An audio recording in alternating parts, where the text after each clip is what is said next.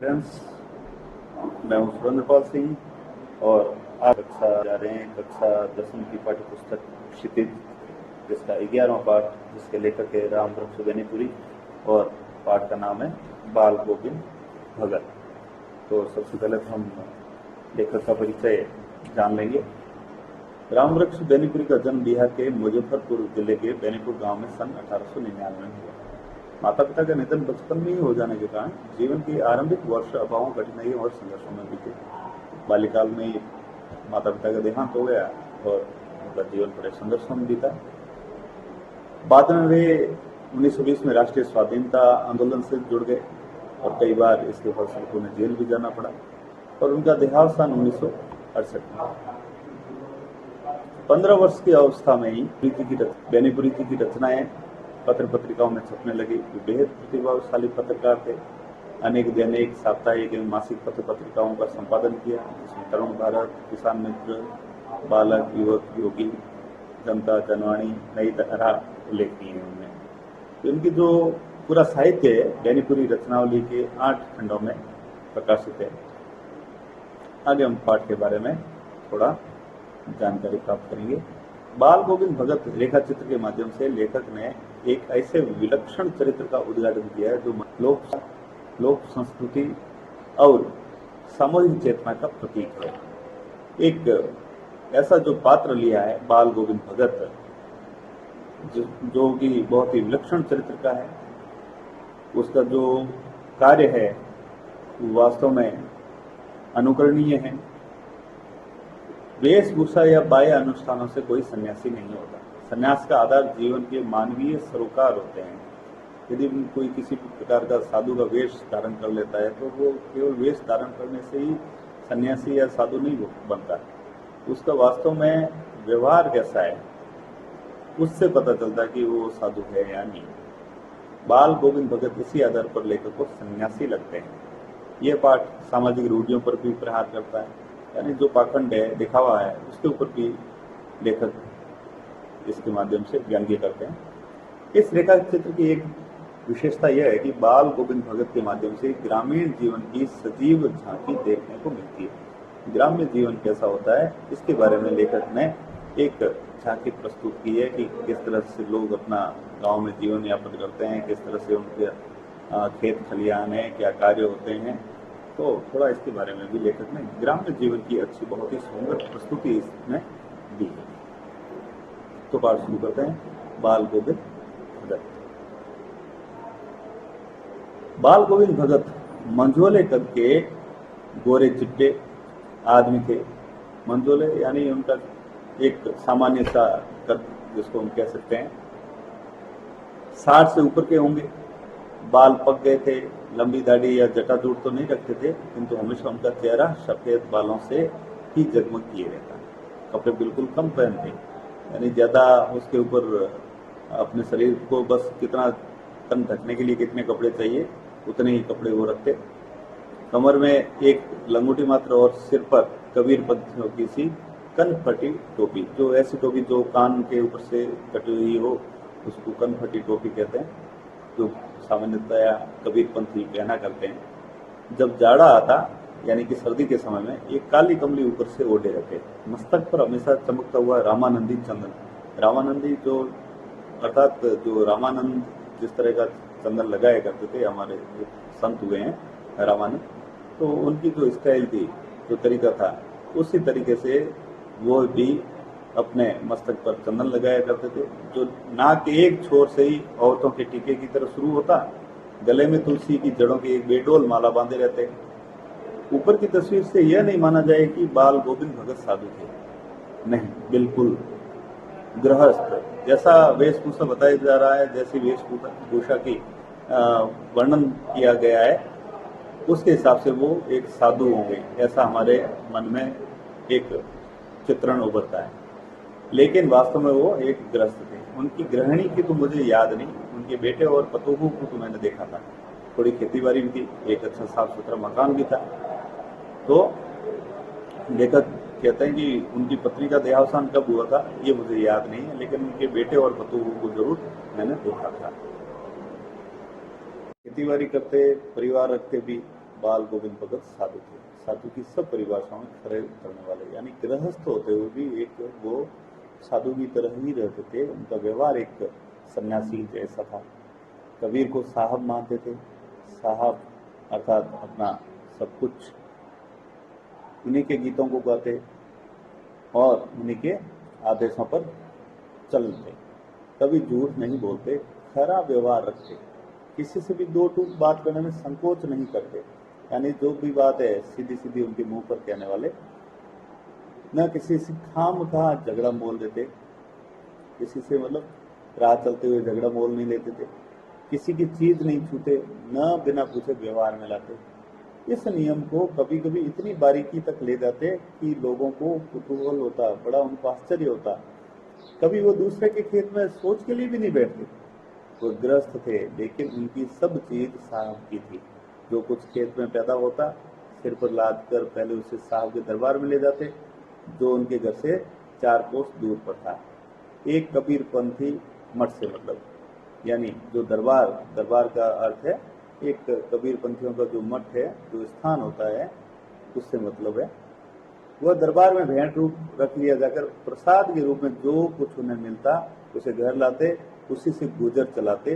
गुजर अर्थात उनका जो जीवन यापन है उसी से वो चलाते। इन सबसे ऊपर मैं तो मुग्ध था उनके मधुर गान पर, लेकिन सारी बातों से अलग लेखक मुग्ध था तो उनके मधुर गान पर। जो उनका कर्ण प्रिय जो गीत होते थे उनके ऊपर वो मोहित था, जो सदा सर्वदा ही सुनने को मिलते। कबीर के वे सीधे साधे पद जो उनके कंठ से निकलकर सजीव हो उठे। आषाढ़ की रिमझिम है, समूचा गांव खेतों में उतर पड़ा है, कहीं हल चल रहे हैं, कहीं रोपनी हो रही है। अब जो गांवों का वातावरण किस तरह का है, किस तरह की बारिश के समय में सारा गांव अपने कार्य में व्यस्त है, तो सारे लोग अपने खेतों में उतर पड़े हैं, हल चल रहे हैं, धान की रोपनी हो रही है, धान के पानी भरे खेतों में बच्चे उछल रहे हैं। औरतें कलेवा लेकर मेड़ पर बैठी है, आसमान से गिरा धूप का नाम नहीं।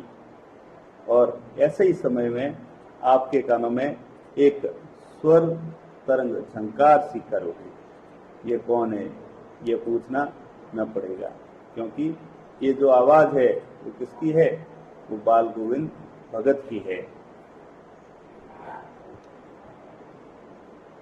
तो बाल गोविंद भगत समूचा शरीर कीचड़ में लिथड़े अपने खेत में रोपनी कर रहे हैं। उनकी अंगुली एक एक धान के पौधे को पंक्तिबद्ध खेत में बिठा रही है। उनका कंठ एक एक शब्द को संगीत के जीने पर चढ़ाकर कुछ को ऊपर स्वर्ग की ओर भेज रहा है और कुछ को इस पृथ्वी की मिट्टी पर खड़े लोगों के गानों की ओर। यानी जो उनका गान है, जो उनके स्वर है, ऐसा लग रहा है जैसे स्वर सीधे भगवान को सुनाई दे रहे हैं, सीधे ईश्वर की तरफ जा रहे हैं। और बच्चे खेलते हुए झूम उठते हैं जब उनके संगीत को सुनते हैं। तो क्या बच्चे, क्या औरतें, सारे लोग उन पर मदमस्त हो जाते हैं, झूम उठते हैं। मेड़ पर खड़ी औरतों के होंठ कांप उठते हैं, वे गुनगुनाने लगती है, हलवाओं के पैर ताल से उठने लगते हैं, रोपनी करने वालों की अंगुलियां एक अजीब क्रम से चलने लगती है। बाल गोविंद भगत का ये संगीत है या जादू?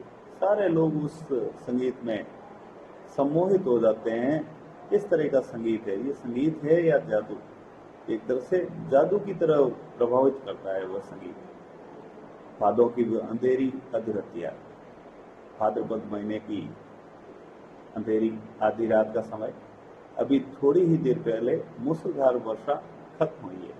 बादलों की गरज, बिजली की तड़प में आपने कुछ नहीं सुना हो, लेकिन अब झिल्ली की झंकार या दादुरों की टर टर बाल गोविंद भगत के संगीत को अपने कोलाहल में डुबो नहीं सकती। दादुर अर्थात जो मेंढक होते हैं, उनकी टर टर भी जो बाल गोविंद भगत का संगीत है उसको अपने आवाज से रोक नहीं पाता। उनकी खंजड़ी डिमक डिमक बज रही है और वे गा रहे हैं, गोदी में पीवा चमक उठे सखियां चिहुक उठे ना। हाँ, पिया तो गोद में ही है, किंतु वह समझती है वो अकेली है, चमक उठती है, चौंक उठती है। यहाँ पर गोद में पीहू का अर्थ है कि जो इस वो तो आपके पास ही है, वो कहीं दूर नहीं है, हमारे पास ही ईश्वर है, हमें केवल उसको अच्छी तरह से जानने की आवश्यकता है। लेकिन जो अज्ञानी लोग हैं वो उसको समझ नहीं पाते। उसी भरे बादलों वाले भादों की आधी रात में उनका यह गाना अंधेरे में अकस्मात औंध उठने वाली बिजली की तरफ किसे न चौंका देता है। जिस तरह से बिजली की चमक अचानक किस तरह से औंध उठती है, उसी तरह से उनका जो गाना है वो भी इस तरह से चमक उठता है। अरे अब सारा संसार निस्तब्धता में सोया है, बाल गोविंद भगत का संगीत जाग रहा है, जगा रहा है, तेरी गठरी में लगा चोर मुसाफिर जाग गया। अर्थात उनका जो संगीत है वह भी सोए हुए लोगों को, अर्थात अज्ञानी लोगों को जगा रहा है कि अरे मुसाफिर अब तो जाग जा, तेरी गठरी को चोर ले जा रहा है। अर्थात तुम्हारा जो जीवन है वो क्षण क्षण कम कम होता जा रहा है, और ईश्वर का भजन है वो तो अब कर ले, अपने जन्म को सुधार ले। कार्तिक आया नहीं कि बाल गोविंद भगत की प्रभातियां शुरू हुई जो फागुन तक चला करती। इन दिनों वह सवेरे ही उठते, न जाने किस वक्त जगकर वह नदी स्नान को जाते, गांव से 2 मील दूर, वहां से नहा धोकर लौटते और गांव के बाहरी पोखरे के ऊंचे ढूंढे पर अपनी खंजड़ी लेकर जा बैठते और अपने गाने पेड़ने लगते। मैं शुरू से ही देर तक सोने वाला हूं, किंतु एक दिन माघ की उस दांत खिटखिटाने वाली भोर में भी उनका संगीत मुझे पोखरे पर ले गया था। अभी आसमान के तारों के दीपक बुझे नहीं थे, मतलब प्रभात काल से पहले का समय था, थोड़ा अंधेरा भी था। हाँ, पूरब में लोही लग गई थी जिसकी लालिमा को शुक्र तारा और बढ़ा रहा था। सूर्योदय से पूर्व जिस तरह का आकाश का दृश्य होता है, लालिमा छाई रहती है, सूर्य भगवान के आने के एक तरह से पता चलता है कि अब सूर्योदय होने वाला है कुछ देर बाद। तो उस संकेत में इस तरह का माहौल था। खेत, बगीचा, घर, सब कुछ पर कुहासा छा रहा था क्योंकि सर्दी का समय था और वहां पर कुहासा छा रहा था। सारा वातावरण अजीब रहस्य से आवृत मालूम पड़ रहा था। कुछ जो वातावरण है रहस्यमय वातावरण लग रहा था। उस रहस्यमय वातावरण में एक पुरुष की चटाई पर पूरब मुंह काली कमरी ओढ़े बाल गोविंद भगत अपनी खंजरी लिए बैठे थे। तो ऐसे वातावरण में जो घास की चटाई है उसके ऊपर बाल गोविंद भगत अपनी खंजरी लिए जो भजन गाने के जो उनका माहौल था, उस माहौल में वो बैठे थे। उनके मुंह से शब्दों का तांता लगा था, उनकी अंगुलियां खंजरी पर लगातार चल रही थी। गाते गाते इतने मस्त हो जाते, इतने सुरूर में आते, उत्तेजित होते कि मालूम होता अब खड़े हो जाएंगे। मतलब वो अपने संगीत में इतने खो जाते कि गाते गाते ऐसा लग रहा था कि वो अब खड़े हो जाएंगे और नाचने लग जाएंगे। कमली तो बार बार सिर से नीचे सरक जाती। मैं जाड़े से कम पा रहा था कि तू तारे की छांव में भी उनके मस्तक के श्रम बिंदु जब तक चमक ही पड़ते। सर्दी का मौसम था, लेखक को सर्दी लग रही थी, लेकिन बाल गोविंद भगत अपने गान में मस्त थे और उनके मस्तक पर पसीने की बूंदें वो चमक रही थी। गर्मियों में उनकी संध्या कितनी उमस भरी शाम को न शीतल करती। अपने घर के आंगन में आसन जमा बैठते, गांव के उनके कुछ प्रेमी भी जुड़ जाते, कई लोग उनके साथ भक्तिभाव से जो जुड़े हुए थे वो लोग भी आ जाते। खंजड़ियों और करतालों की भरमार हो जाती।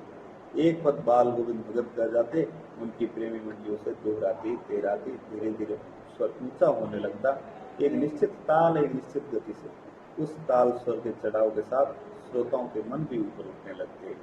सारे लोग उनके गान में मस्त हो जाते और उनका मन भी उसी स्वर लहरियों के साथ में ऊपर उठने लगता। धीरे धीरे मन तन पर हावी हो जाता। होते होते एक क्षण ऐसा आता कि बीच में खंजरी लेकर बाल गोविंद भगत नाच रहे हैं और उनके साथ ही सबके तन और मन नृत्यशील हो उठे हैं। सारा आंगन नृत्य और संगीत से ओतप्रोत है। भगत की संगीत साधना का चरम उत्कर्ष उस दिन देखा जिस दिन उनका बेटा मरा। इकलौता बेटा था वह, कुछ सुस्त और बोधा सा था, किंतु इसी कारण बाल गोविंद भगत उसे और भी मानते। उनकी समझ में ऐसे आदमियों पर ज्यादा नजर रखनी चाहिए या प्यार करना चाहिए, क्योंकि ये निगरानी और मोहब्बत के ज्यादा हकदार होते हैं। वो थोड़ा विशेष ध्यान रखते थे, थोड़ा कमजोर सा था उनका बच्चा, और वो कहते हैं ऐसे लोगों को थोड़ा ज्यादा प्यार करना चाहिए, क्योंकि वो मोहब्बत के ज्यादा हकदार होते हैं। बड़ी साध से उसकी शादी कराई थी, और तो वो बड़ी सुबह और सुशील मिली थी। वो पुत्र वधू थी, बहुत ही संस्कारवान थे। घर की पूरी प्रबंधिका बनकर भगत को बहुत कुछ दुनियादारी से निवृत्त कर दिया था उसने, उनको मुक्त कर दिया था। घर के सारे कामकाज उसने संभाल दिए थे। उनका बेटा बीमार है, इसकी खबर रखने की लोगों को काम हो सकता, किंतु मौत तो अपनी और सबका ध्यान खींच कर ही रखती है। हमने सुना बाल गोविंद भगत का बेटा मर गया। कुतूहल वंश उनके घर गया, देखकर दंग रह गया। लेकिन वहां जाते ही लेखक ने देखा तो वो आश्चर्यचकित हो गए। बेटे को आंगन में एक चटाई पर लिटाकर एक सफेद कपड़े से ढांक रखा है। वो कुछ फूल तो हमेशा ही रोकते रहते, उन फूलों में से कुछ तोड़कर उस पर बिखरा दिए हैं। फूल और तुलसी दल भी सिराने एक चिराग जला रखा है, और उसके सामने जमीन पर ही आसन जमाए गीत गाए चले जा रहे हैं। अब मौत हो गई है बेटे की, लेकिन उस माहौल में भी वे गीत गाए जा रहे हैं। वही पुराना स्वर, वही पुरानी तल्लीनता। घर में बतूर हो रही है, जैसे गांव की स्त्रियां चुप कराने की कोशिश कर रही है, किंतु बाल गोविंद भगत गाए जा रहे हैं। हाँ, गाते गाते कभी कभी बतूरों के नजदीक भी जाते और उसे रोने के बदले उत्सव मनाने को कहते। तो देखिए, यहाँ पुत्र की मृत्यु हो गई है, लेकिन वे उस दुख के क्षणों में भी उसको, अपने पुत्र वधू को उत्सव मनाने के लिए कहते हैं। क्यों कहते हैं? कहते हैं कि आत्मा परमात्मा के पास चली गई, विरहिणी अपने प्रेमी से जा मिली। भला इससे बढ़कर आनंद की कौन बात। मैं कभी कभी सोचता है कि पागल तो नहीं हो गए। अब वो जिस तरह की बातें कर रहे थे, सामान्य लोग तो उनको पागल समझेंगे, लेकिन वे कह रहे थे तो उनका कुछ विश्वास था। उस विश्वास के बलबूते पे ही वो कह रहे थे कि जो मृत्यु है वो अटल है और एक दिन सबको जाना होता है। कम से कम ये भी एक हम उत्सव की तरह इसको मनाएं तो भी मना सकते हैं, क्योंकि उस जीव का इस जन्म से मुक्ति हो गई है, इस जीवन से मुक्ति हो गई है। वो अपना दूसरा जीवन वापिस प्रारंभ करेगा, वो ईश्वर के पास चला गया है, या आत्मा है वो परमात्मा में विलीन हो गई है, ऐसा उनका विश्वास था। बेटे के क्रियाकर्म ने तूल नहीं किया, ज्यादा कोई उन्होंने दिखावा नहीं किया, तो उसी आग दिलाई उसकी। ये भी उनकी एक जो हम कह सकते हैं कि जो भी पाखंड है, उस पाखंडों के विरुद्ध वो किस तरह से थे कि उन्होंने अपने पुत्र वधू से ही अपने पुत्र की चिता को आग लगवाई, किंतु जो ही श्राद्ध की अवधि पूरी हो गई तो उनके भाई को बुलाकर उसके साथ कर दिया, ये आदेश देते हुए कि इसकी दूसरी शादी कर देना। अब यहाँ भी उनका एक हम कह सकते हैं कि वो अंधविश्वासी नहीं थे, वापस पुनर्विवाह में भी विश्वास रखते थे। इधर पतोहू रो रो कर कहती, मैं चली जाऊंगी तो बुढ़ापे में कौन आपके लिए भोजन बनाएगा। वो भी अपने ससुर का कितना ध्यान रखती थी, इसके बारे में वो चिंतित थी। बीमार पड़े तो कौन एक चुलूक पानी भी देगा। मैं पैर पड़ती हूँ, मुझे अपने चरणों से अलग नहीं कीजिए। लेकिन भगत का निर्णय अटल था, तो जा, नहीं तो मैं ही इस घर को छोड़कर चल दूंगा। यह थी उनकी आखिरी दलील, और इस दलील के आगे बेचारी की क्या चलती। जो उन्होंने तर्क दिया, उस तर्क के आगे उसकी चली नहीं, और उसको आखिर में अपने भाई के साथ जाना ही पड़ा। बाल गोविंद भगत की मौत उन्हीं के अनुरूप हुई। वह हर वर्ष गंगा स्नान करने जाते। स्नान पर उतनी आस्था नहीं रखते जितना संत समागम और लोक दर्शन पर। हमेशा वो गंगा स्नान के लिए जाते, लेकिन विश्वास क्या था कि वहां पर संतों से मुलाकात होगी, ज्ञान की चर्चा होगी। पैदल ही जाते। करीब 30 कोस पर गंगा थी। साधु को संबल लेने का क्या हक है, आराम करने का क्या हक है साधु को, और गृहस्थ किसी से भिक्षा क्यों मांगे, ये उनके विश्वास थे। अतः घर से खाकर चलते तो फिर घर पर ही लौट कर खाते। रास्ते पर खंजरी बजाते गाते, जहाँ प्यास लगती पानी पी लेते, और 4-5 दिन आने जाने में लगते। किंतु इस लंबे उपवास में भी वही मस्ती। अब बुढ़ापा आ गया था, किंतु टेक वही जवानी वाली। इस बार लौटे तो तबीयत कुछ सुस्त थी। लेकिन इस बार जब वो गंगा स्नान से आए तो उनकी तबीयत तो सुस्त थी, ठीक नहीं थी। खाने पीने के बाद भी तबीयत नहीं सुधरी, थोड़ा बुखार आने लगा, किंतु नियम व्रत तो छोड़ने वाले नहीं थे। क्या नियम था उनका? नियम अर्थात नियम, वही दोनों जून, दोनों समय गीत, स्नान, ध्यान, खेतीबाड़ी देखना दिन दिन छीजने लगे, दिन दिन कम होने लगे जिंदगी के। लोगों ने नहाने धोने से मना किया, आराम करने को कहा, किंतु हंसकर टाल देते रहे। उस दिन भी संध्या में गीत गाए, किंतु मालूम होता जैसे धागा टूट गया हो, माला का एक एक दाना बिखरा हुआ है। उनके स्वर में परिवर्तन दिखाई देने लगा। भोर में लोगों ने गीत नहीं सुना, जाकर देखा तो बाल गोविंद भगत नहीं रहे, सिर्फ उनका पंजर पड़ा था, उनका शरीर जो है ढांचा पड़ा था, बाल गोविंद भगत। उनकी आत्मा भी अपने ईश्वर में, अपने परमात्मा में विलीन हो चुकी थी। धन्यवाद बच्चों, आशा है आपको पाठ अच्छी तरह से समझ में आया होगा।